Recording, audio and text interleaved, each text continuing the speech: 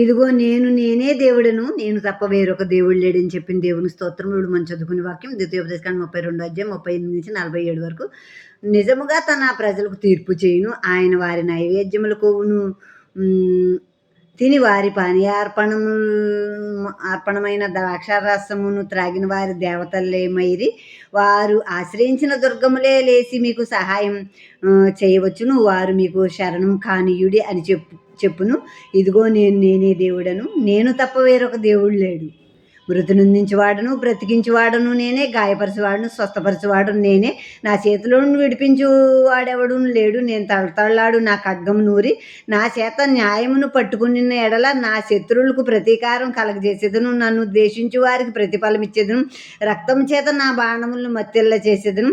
చంపబడిన వారి రక్తమును, చెరపట్టబడిన వారి రక్తమును, శత్రువుల్లో వీరుల తలను నా ఖడ్గమును భక్షించును.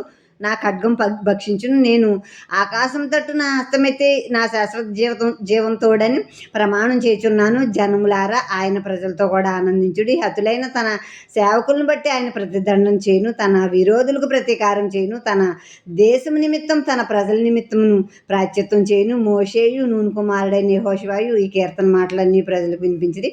మరియు మోషే ఈ మాటలన్నీ ఇశ్రాయేలీయులందరితో చెప్పి సాలించి మరలా వారితో ఇట్లను, మీతో సాక్ష్యముగా నేడు నేను పలికిన మాటలన్నిటిని మీ మనసులో పెట్టుకుని మీ సంతతి వారు ఈ ధర్మశాస్త్ర వాక్యములన్నిటిని అనుసరించి నడుచుకొనవలెనని వారికి ఆజ్ఞాపించవలను. ఇది మీకు నిరర్థకమైన మాట కాదు, ఇది మీకు జీవమే.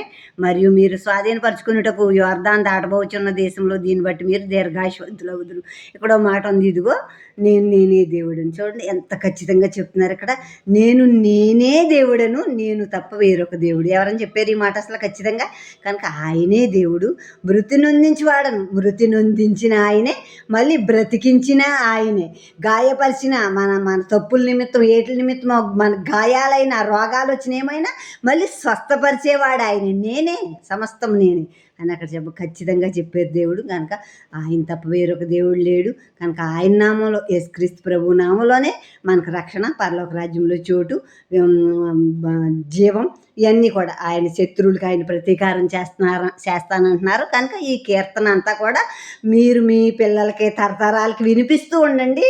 మీ పిల్లలు కూడా దేవుని భయభక్తులు కలిగి ఉండటం నేర్చుకుంటారు. అప్పుడు నేను ఇచ్చిన దేశంలో ఎప్పుడూ దీర్ఘాయుష్వంతులై సురక్షితంగా ఉంటారు. తప్పిపోరు, ఇంకా నా ఆజ్ఞలు తప్పిపోకుండా ఉంటారు. అంటే ఈ అత్తమాట నెమరు వేసుకోవాలన్నమాట. ఎవరమైనా వాక్యాన్ని జ్ఞాపకం చేసుకున్నప్పుడు ఆ వాక్య ప్రకారం జీవిస్తాం, బహుధైర్యంగా ఉంటాం. ఆమె